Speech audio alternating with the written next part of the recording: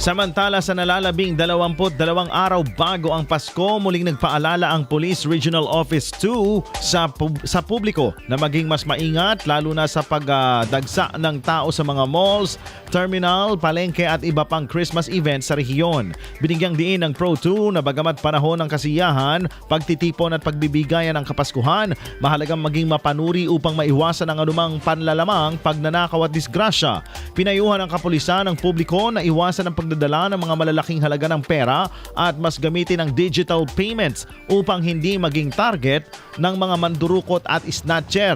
Dapat ding siguraduhing palaging nakadikit sa katawan ang bag at huwag basta ilantad ang gadgets at alahas. Gumamit lamang ng ATM sa mga ligtas na lugar tulad ng mga mall, tiyaking nakakandado ang mga sasakyan kapag ipinarada at i-verify ang pagkakakilanlan ng mga driver ng ride-hailing services.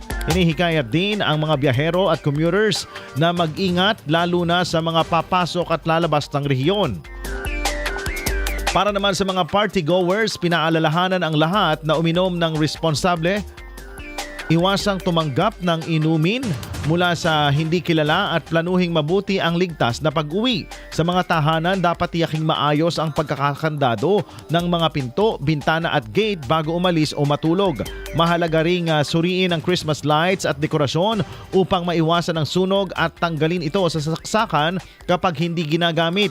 Nagpaalala rin ang Police Regional Office 2 na iwasan ang labis na pagbabahagi sa social media, kabilang ang pagpopost ng real-time travel plans o larawang nagpapakitang walang tao sa bahay dahil maaari itong makaakit ng kriminal. Ayon kay Police Brigadier General Antonio P. Maralag Jr., nakadeploy ang buong pwersa ng PNP sa matataong lugar sa pagpasok ng holiday season. Binanggit niyang mas magiging epektibo ang seguridad kung magkakaroon ng kooperasyon at maagap na pag-uulat ang publiko sa anumang insidente ng krimen. IFM News.